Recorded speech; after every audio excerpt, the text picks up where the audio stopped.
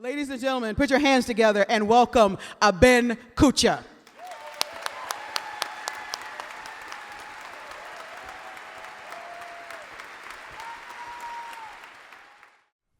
When I first arrived in Portland, Maine, I walked off the plane with my 12-year-old brother and my 8-year-old daughter and my 2 little boys, 4 years old and 2 years old.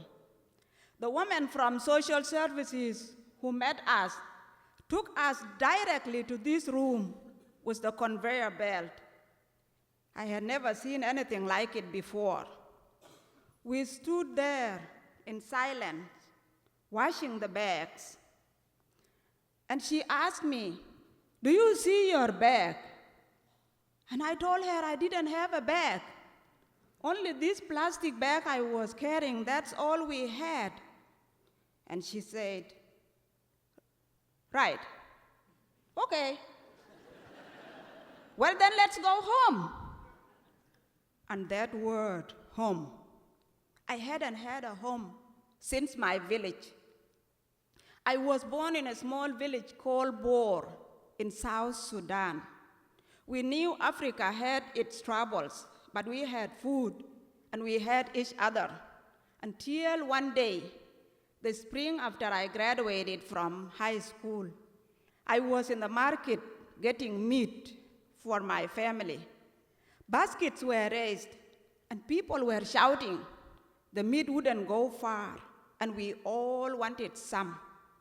Over the noise and chaos, the unmistakable sound of gunfire filled the air. Some people dropped to the ground, and some people ran. I chose to run. My stepmother and I grabbed what we could and ran into the jungle and on to another village. It would be 11 years until I stopped running from that war. I never know peace in Africa again. Later, I met my husband. All my children were born in refugee camps. Later, things changed from bad to worse. My husband was killed in the war, and I lost my second daughter. She died of starvation and disease, and we were wandering from place to place. So when this woman said, "Let's go home," there was nothing else I wanted. She brought us to an apartment. We had never been in an apartment before. We had lived with thousands of other refugees wandering from under the tree to under the tree. So this apartment was different to us.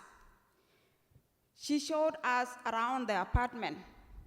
I remembered when she opened the refrigerator full of food, but there was nothing familiar with us. We saw a big bottle of orange soda, and we thought it was juice, so we tasted it, and it tasted very bad. So we left it. She showed us the bathroom and the shower. She showed us everything. But before she left, she said, "This is a fire alarm. When you hear it, just go. Go outside and wait there until it's all clear." Then she left. And all 5 of us were standing in this strange place, very scary. I told the kids, "Let's sit down. We are home now." I kept remembering the word home. I said we should really sit down. There were 2 couches in the living room. My children had never seen a couch before or a carpet. So I went to the kitchen to warm up some milk. But before we drank our warm milk, we heard a noise. And I told the kids, "Let's run. That's the fire alarm the woman was talking about." Back in refugee camps, we had a plan, because one time the village was attacked, and I had to run with the children, and it was very difficult for me to collect all of them. So we made a plan that when something happened, my brother would grab the baby And I would grab my 4-year-old, and my daughter would hold my skirt, and we ran.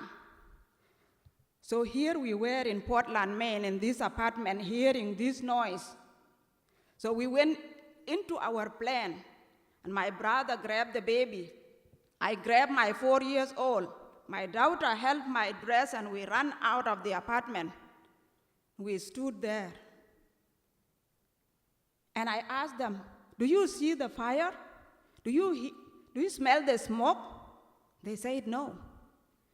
So I said, we stood there for a while, and we said, we should probably go back inside the building. So we walked inside the building slowly.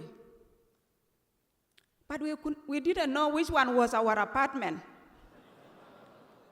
We looked, but all the doors looked alike. We tried few of them, but they were locked. Later, I saw one door a little bit open. So we thought, this might be our apartment. I went in first, slowly. And it was our apartment. There was a woman standing by the door. She told us she accidentally rang a doorbell.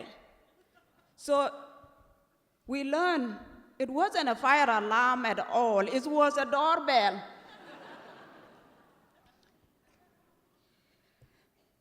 The woman from social services would come to visit us from time to time. And when she usually come, she would always find me sleeping. So one day she asked me, "Why do you sleep so much?" And I told her, for the last 8 years, I walked from Sudan to Ethiopia. And I walked again from Ethiopia to Sudan. And again from Sudan to Kenya.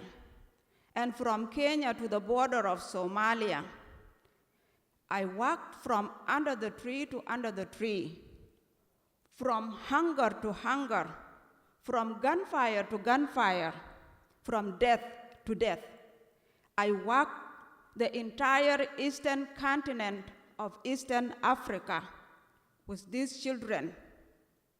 I am sleeping because I hadn't slept for 8 years. Portland was different with my village. My village was a small village. It lies on the eastern bank of White Nile, with maybe around 5,000 people. My father had 4 wives, as a custom in my village. I lived among many brothers and sisters. I went to school and learned English, my 3rd language. I was happy. But in Maine, we felt so alone. We were feeling alone. So I asked for some friends somewhere, especially people from my tribe. A woman helped me to find some friends who made it to Minnesota. So with the help of social services, we were able to move to Minnesota. In Minnesota, my children had their first opportunity to go to school. I managed to enroll them in a school. I bought them school clothes and supplies they needed. The woman who helped me told me that the kids would need to wake up early in the morning and go to the bus stop, school bus. So she told me that we would need an alarm clock. So I went to Kmart and I asked the ladies there if they had an alarm clock sounded like a rooster. They helped me find one. We set the alarm clock in the morning. The kids wake up. I walked my 12-year-old brother and my 8-year-old daughter. I walked them to the bus stop. The bus stop was just behind our apartment. I watched them climbing onto the bus with tears in my eyes. The bus took off. Parents left. I was still standing there with tears in my eyes, wondering if they would come back, hoping they would come back to me. Later, I went back to the apartment to my little boys. They were still sleeping. My tears were still falling. I thought about everything my children had gone through, everything they had seen. When my baby, Jock, was born, the village was attacked.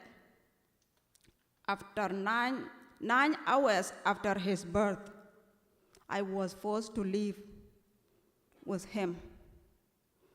And now, we made it. My children would never walk 200 miles again. They would never starve again. And they will always be happy, even when I'm not around. Once again, I thought about last few years when my daughter graduated from law school.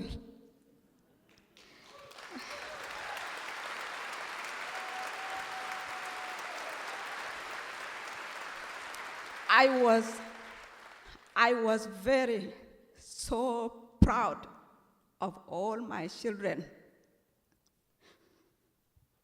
Today, I think about that first day in Portland, Maine airport, when the woman said, "Let's go home."